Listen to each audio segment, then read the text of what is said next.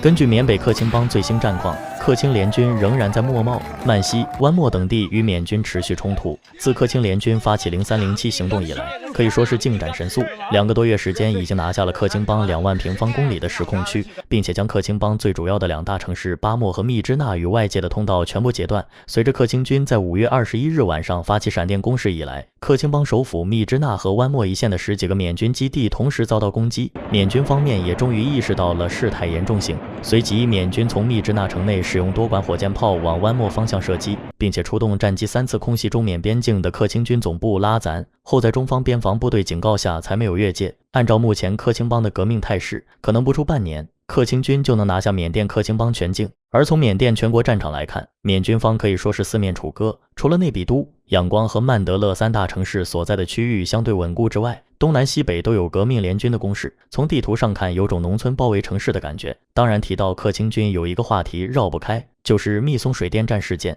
缅甸军政府近期也就是重提，宣布成立一个新的委员会，研究恢复克钦邦北部有争议的中缅密松水电站项目。原本这个由中国方面主导计划耗资36亿美元的大型项目，如果顺利建设，将会在2019年竣工。然而由于2011年克钦邦突然爆发的冲突和缅甸民间团体的反对，一直搁浅至今。密松水电站项目位于缅甸克钦邦伊洛瓦底江干流上游，一旦建成将是世界上第15大水电站。原本计划采取中缅双方共同开发的模式，成立合资公司由中方出资建设，缅甸政府无偿获得10%的发电量与15%的项目股份，运营50年后将无偿移交给缅甸政府。水电站计划总装机容量600万千瓦，相当于长江三峡水电站的16%，平均每年可为缅甸提供308亿度电。在满足缅甸国内需求后，无法消纳的电力将销售到中国。在头50年内，缅甸政府将获得170亿美元收入。密松水电站这个看起来双赢的项目，当时为什么会遭到缅甸民间团体的大规模抵制和反对呢？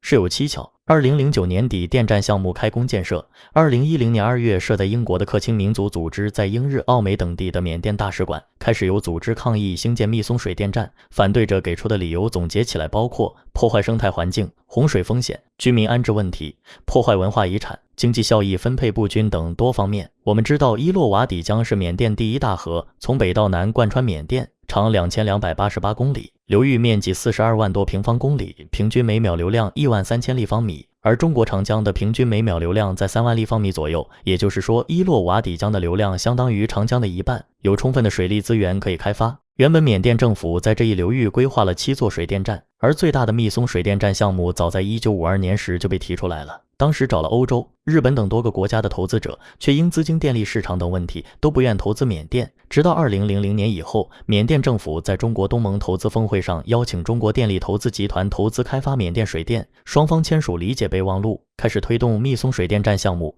就是说这个项目中缅双方至少已经酝酿了10年了。然而缅甸内部的混乱局面还是超出了中方预期。另外，根据维基解密披露的美国外交文件证实，确实有西方人士从中作梗，在仰光的美国大使馆资助了一些反对密苏水电站的活动团体。美国大使馆工作人员也曾在项目搁置前2个月在泰国清迈组织缅甸非政府团体，策划反对密松电站活动。这应该是当年奥巴马提出的重返亚太计划的一部分。随后，缅甸政府军与克钦独立军爆发武装冲突。2011年9月，时任缅甸总统吴登盛也不得不在缅甸国会宣布，密松水电站在其总统任期内搁置。密松水电站项目搁浅也不只是境外势力挑拨的结果，密松水电站涉及面广，影响深远，不是缅甸军方单方表态就能重启的，必须做好充分的调查研究。密松水电站占地面积390平方公里，缅甸媒体比喻相当于新加坡的国土面积。当然，新加坡在中国眼里还是很小的，不然也不会有坡县的称号。水电站项目同时涉及47座村庄，超过1万人的移民搬迁问题。密松地区也有许多克钦邦重要的文化和宗教遗址，而且项目位于克钦邦民族问题敏感地区，克钦军与缅军常年互相作战，尤其当地部分民众思想十分保守，也需要做好充分的说明工作。比如有人认为距离大坝100公里外有断层活动，可能会带来溃坝风险。然而按照国际标准，只要坝区附近25公里范围内没有危险大坝的活断层就是安全的。按照中方设计坝体标准，能抗御9级地震，世界上迄今为止最大的地震也才9.5级。